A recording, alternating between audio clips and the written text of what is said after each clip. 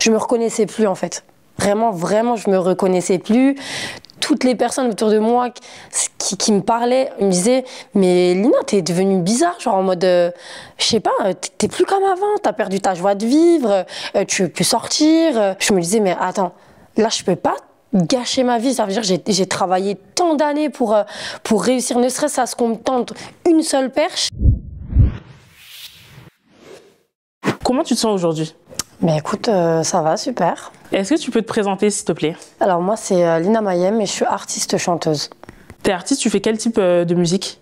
Oh, un peu de tout, j'ai pas forcément de catégorie. Je vais là où la vibes me mène.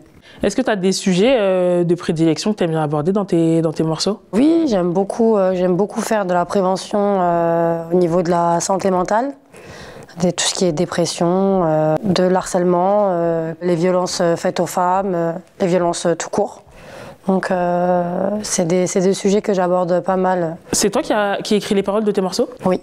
Pourquoi tu décides de parler de sujets comme ceux-là? Parce que je pense que c'est des thématiques qui sont pas mises en avant et qui sont très actuelles et qui arrivent quasi chaque jour de l'année et on n'en parle pas. Donc je transforme un peu la notoriété que j'ai et à travers les musiques que je fais, d'étendre le message en fait. Est-ce que c'est uniquement de la prévention ou est-ce que c'est aussi des sujets qui t'ont touché, toi, dans ton passé ou dans ton présent? J'ai pas forcément vécu tout ce que j'ai chanté, je les ai vécus à travers des personnes qui l'ont vécu. Je suis quelqu'un d'hypersensible, ça veut dire que je suis un peu cette éponge qui absorbe toutes les ondes, quelles qu'elles soient négatives ou positives. Donc voilà, quand on me raconte un petit peu des histoires tragiques, c'est vrai que je peux m'en inspirer et puis j'ai vécu des petites choses aussi. Et si on se concentre sur les sujets qui t'ont touché toi personnellement, est-ce que tu peux nous en donner quelques-uns et est-ce qu'on peut en parler? Oui, c'est au niveau de la santé mentale et l'harcèlement. D'accord. La santé mentale, pourquoi? Le métier que je fais, donc artiste, c'est pas évident tous les jours. Bien que je m'en plains pas, hein. En vérité, je vis de ma passion et je fais ce que j'aime, donc ça c'est très important. Mais il y a quand même certains inconvénients qui font que quand tu es exposé, c'est pas évident non plus tous les jours. Enfin, il faut que tu fasses tout un ménage dans ton cerveau pour faire justement cette place-là et te dire, écoute, là, tu es exposé, donc tu vas faire face à certaines critiques. Des fois constructives, des fois pas du tout. Et faudra t'y faire. Donc, Ça, c'est les problématiques que tu as rencontrées en étant déjà artiste, mais avant même de percer, comme on dit, tu avais déjà des sujets forts qui te touchaient et que tu abordais dans tes musiques? L'harcèlement à l'école, physique, voilà, donc c'est le harcèlement physique. Quand je dis harcèlement physique, on s'attaquait à mon physique, c'était beaucoup de moqueries par rapport à ma taille, par rapport à mes formes qui n'étaient pas encore développées à mon âge, donc j'avais beaucoup subi ça. Et puis je venais pas d'un milieu hyper aisé, donc voilà, au niveau des vêtements, vous savez, aujourd'hui il y a une certaine hype.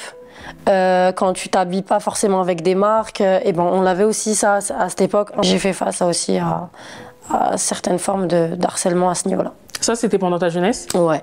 Tu l'as vécu comment? J'étais pas informée sur ce qu'était l'harcèlement vraiment, donc pour moi c'était de la taquinerie, on se charriait un petit peu, surtout voilà, quand moi je viens de banlieue, je viens de quartier, donc c'est vrai qu'on a tendance un petit peu à se chamailler, on prend ça à la rigolade, mais en fait c'était quand même récurrent, c'était souvent, et c'est il y a quelques années, bon, ça commence à faire beaucoup aujourd'hui, on va dire il y a peut-être 6-7 ans en arrière que j'ai appris la définition du mot harcèlement. Et c'est là où je me suis dit, ah ouais, en fait, c'est ça l'harcèlement.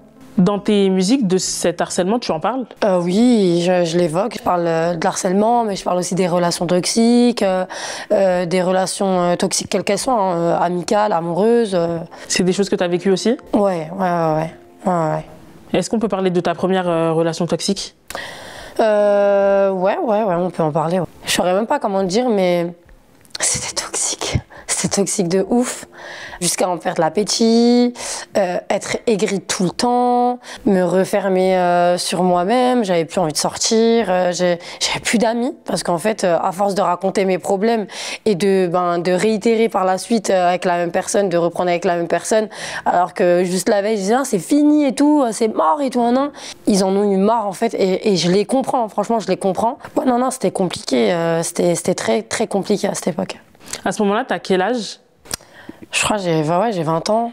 Est-ce que la musique est déjà dans ta vie?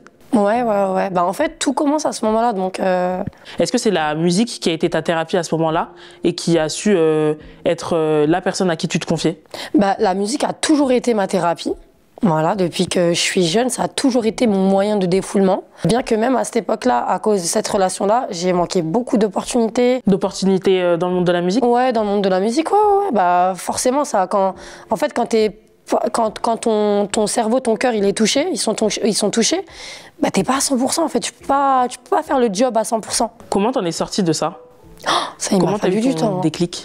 Bah, je pense que c'est avec beaucoup de trahison dans la relation, manque de communication, bref, ça n'allait plus, on n'était plus du tout sur la même longueur d'onde. Je me reconnaissais plus, en fait. Vraiment, je me reconnaissais plus. Toutes les personnes autour de moi qui me parlaient, genre ça me blessait parce qu'ils me disaient « Mais Lina, t'es devenue bizarre, genre en mode, je sais pas, t'es plus comme avant, t'as perdu ta joie de vivre, tu veux plus sortir, tu veux plus parler, il y a des trucs qu'on faisait genre en mode, ben je les faisais plus. » Je me disais « Mais attends, là je peux pas gâcher ma vie, ça veut dire j'ai travaillé tant d'années pour réussir, ne serait-ce à ce qu'on me tente une seule perche pour la saisir et que moi je fous tout en l'air genre par rapport à une personne et qui au final ne me veut même pas du bien. » Et j'ai mis fin, voilà, tout simplement, j'ai mis fin. Ça s'est pas forcément terminé en bon terme, mais honnêtement, c'est pas ce qui allait me toucher le plus. Et ça a été en fait soudain. Les gens l'ont vu directement que j'étais toute seule à ce moment-là, que j'avais plus personne dans ma vie. Ils l'ont vu directement parce qu'en fait, je commençais à retrouver en fait la personne que j'étais. Et à ce moment-là, quel rôle a la musique dans ta vie? Est-ce que c'est ton activité principale? Est-ce que c'est secondaire? Ah ouais, à fond. En plus, à ce moment-là, j'avais là les choses à faire, donc ça m'a grave sauvée. Tu l'as dit plus tôt, tout ce que tu peux traverser et ressentir, tu le traduis dans tes musiques. Est-ce qu'il y a un morceau qui a marqué cette étape de ta vie, ce tournant? Ouais, je dirais Mal de toi. Et je pense que c'est en temps normal, je dis pas vraiment quand je parle de mes histoires ou pas dans mes sons. Je laisse un petit peu le bénéfice du doute. Mais là, c'était important pour moi de le faire parce que je sais qu'il y a énormément de femmes, de jeunes filles qui sont touchées par des relations toxiques et qui s'en rendent pas forcément compte. Donc c'est vrai que je l'ai exprimé et je l'ai dit ouvertement que c'était en partie mon histoire. Donc c'était pas totalement mon histoire, mais c'est en grosse partie mon histoire dans Mal de toi, dans mon album Authentique. Ce son-là, tu as voulu qu'on sache que c'était pas de l'interprétation, mais vraiment un témoignage que tu livrais? Alors pas forcément, c'est vraiment quand on m'a questionné sur le sujet, si ça avait été mon histoire ou pas. Donc là, à ce moment-là, j'ai répondu oui, mais je l'ai pas, on va forcément crier sur tous les toits que c'est mon histoire, écoutez, non. Et puis c'est là où on retrouve encore une autre forme de thérapie. Nous les artistes, c'est quand on voit que la musique touche autant de personnes, on se sent moins seul en fait. On se dit ah ouais en fait t'as bien fait de t'ouvrir parce que regarde finalement t'es pas toute seule. N'importe où, hein, où que j'aille hein, et que j'interprète ce morceau-là, je peux même vous dire même dans des boîtes de nuit, alors qu'on est un petit peu quand même dans un mood où les gens s'ambiancent, font la fête, mais il faut les entendre. Hein. Faut les entendre, les meufs chanter sur ce titre-là.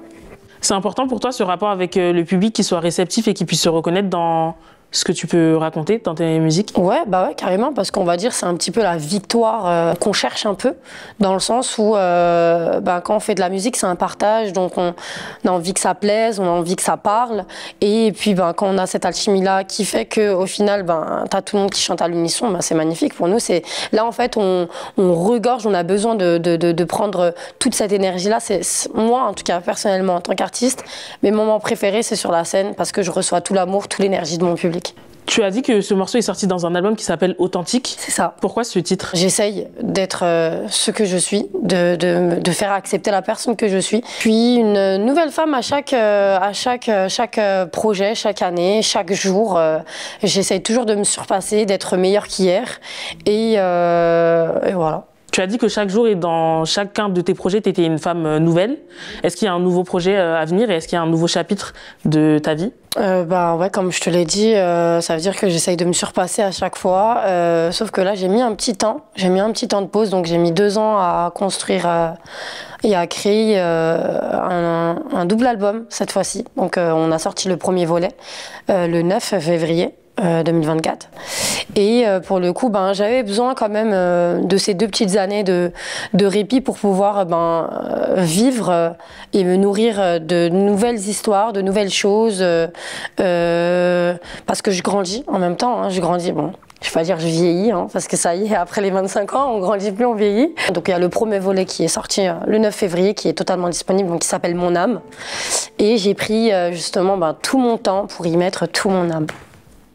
Cet album, on peut s'attendre à entendre quoi comme parole? Quel type de musique, quel type de morceaux? Alors, en fait, il y a un petit peu 2 univers. Donc, il y a un petit peu le côté winter, un peu plus sombre, un peu plus mélancolique, donc qui est sorti, qui est totalement disponible là maintenant. Et puis le deuxième volet du double album là, qui sortira le 31 mai, beaucoup plus solaire. C'est intéressant parce que depuis le début de notre échange, tu as dit que ta musique retraçait un petit peu les étapes par lesquelles tu pouvais passer. Et là, tu as 2 volets. Donc un plutôt sombre, un peu dark, un peu hiver, comme tu le disais, et un plus solaire. Est-ce que ça veut dire que la Lina d'aujourd'hui, elle est beaucoup plus heureuse, beaucoup plus... Ah oui, elle est totalement épanouie parce que y a beaucoup de choses qui se sont passées même pendant ces 2 dernières années. Quand je parle de je suis une nouvelle personne, je suis épanouie, c'est-à-dire qu'aujourd'hui, Lina s'est mariée, c'est que je suis passée productrice. Donc aujourd'hui j'ai la double casquette, donc artiste et producteur. Je suis beaucoup plus épanouie, je suis triplement, doublement, avec le double album, doublement plus productive. Et tu sais que dans la vie, quand tu fais ce que t'aimes, tu peux qu'être épanoui. C'est super parce qu'on a pu suivre un petit peu ton évolution à travers la musique. Aujourd'hui, tu es une femme mariée et accomplie. Qu'est-ce qu'on peut te souhaiter pour la suite? La santé pour continuer de faire et de vivre tout plein de choses que je pourrais continuer à raconter dans mes musiques. De faire un sold out pour le Zénith le 10 novembre.